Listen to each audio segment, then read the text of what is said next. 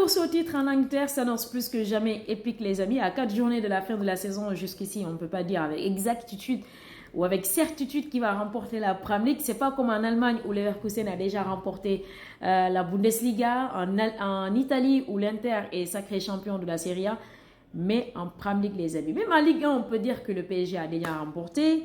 En Liga également, 11 points d'écart sur le FC Barcelone. Je peux dire que le Real Madrid a déjà le titre en poche. Mais en Premier League, les amis, c'est le suspense total.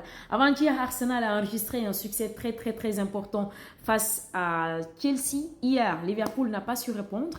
Défaite des Reds sur le score de 2-0 face à Everton. Et d'ailleurs, je tiens à le préciser parce que sur ma vidéo d'hier, je parlais des 14 ans d'invincibilité de Liverpool face à Everton. Ce n'est qu'au Goodison Park, c'est-à-dire à Everton. Donc, je le précise. Aujourd'hui, la réponse de City à Arsenal, victoire des Citizens sur le score de 4-0 face à Brighton. Une équipe quand même de Brighton minimaliste. On a vu une maîtrise totale du match par les Citizens, très sincèrement. C'est vrai qu'il y a eu quelques errements peut-être de la part des Citizens où Brighton a failli profiter. Mais la défense était, ou en tout cas le gardien était présent. Donc début marqué, un doublé de Phil Foden. Les gars parlent beaucoup de cette saison, des saisons extraordinaires de Jude Bellingham au Real Madrid et de Kylian Mbappé avec le PSG. Mais on ne parle pas assez de cette saison monstrueuse qui est en train de réaliser Phil Foden. Je pense qu'il réalise sa meilleure saison cette année avec les Citizens.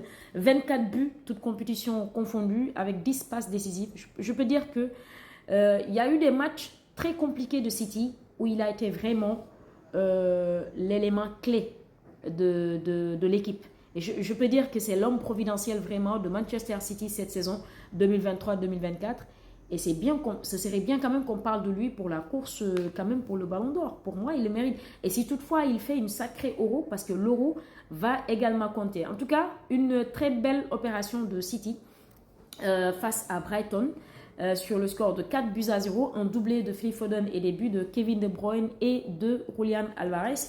Dès la 17e minute de jeu, sur une tête plongeante de Kevin De Bruyne qui ouvre le score pour City. Ce qui me plaît le plus, c'est ce contrôle orienté de Phil Foden qui garde le ballon, qui temporise et qui cherche Kyle Walker, qui centre tout simplement et qui retrouve Kevin De Bruyne avec une tête plongeante. Magnifique but dès la 17e minute de jeu.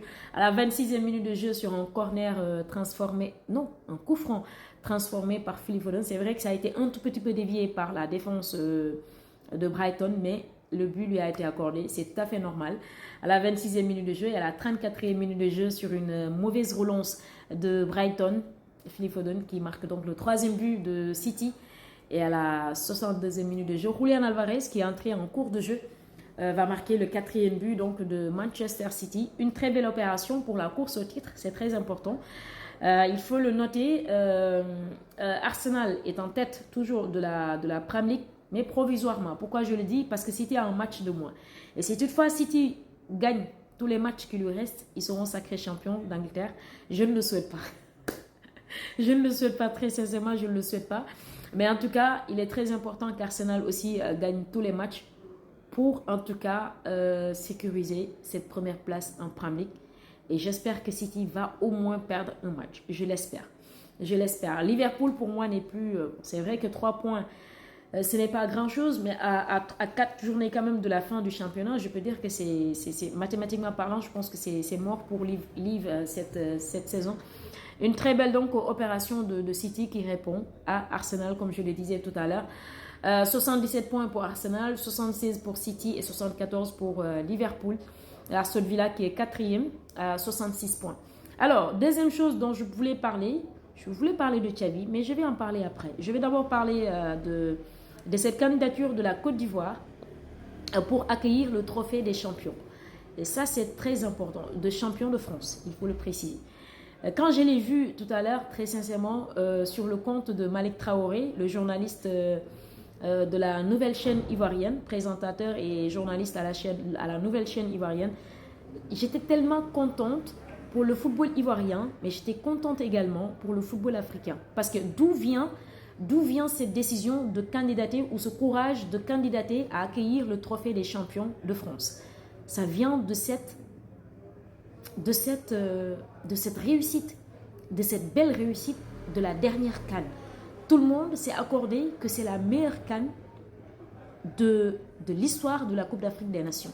C'est vraiment la meilleure CAN du siècle. Ça, tout le monde s'est accordé à le dire. Et pourquoi c'était la meilleure CAN? C'est parce qu'il y avait vraiment ce plateau d'infrastructures très important. C'est-à-dire, la Côte d'Ivoire a investi et ils ont eu un retour d'investissement, je peux dire, parce qu'ils ont réussi à organiser la meilleure Coupe d'Afrique des Nations. Si aujourd'hui, la Côte d'Ivoire candidate ou postule à accueillir le trophée des champions de France, mais c'est quand même osé, c'est audacieux, mais c'est tout simplement, c'est cette audace-là qu'on aimerait voir dans tous les pays africains, notamment le Sénégal. On est champion d'Afrique, mais il faut qu'on renforce notre plateau d'infrastructure pour le sport, surtout pour le football. Il est inadmissible que le Sénégal n'arrive pas à avoir 3 stades homologués par la FIFA. C'est inadmissible. En 2024, c'est inadmissible. Donc, j'en appelle vraiment à la nouvelle ministre des Sports de renforcer le plateau d'infrastructure des sports, surtout pour le football qui est le meilleur sport au Sénégal, en tout cas c'est le sport le plus vraiment populaire au Sénégal, ça on le sait déjà, le plus aimé je peux dire même. Donc il faut vraiment renforcer, construire des stades dignes de son nom pour qu'on puisse accueillir au moins prochainement la Coupe d'Afrique des Nations après le Maroc ou après même, je pense qu'il y a d'autres candidats après le Maroc, mais j'espère vraiment que d'ici 5 ans on pourra le faire. Donc la Côte d'Ivoire, si toutefois leur candidature est acceptée, c'est le stade Alassane Dramane Ouattara qui va accueillir le trophée des champions de France.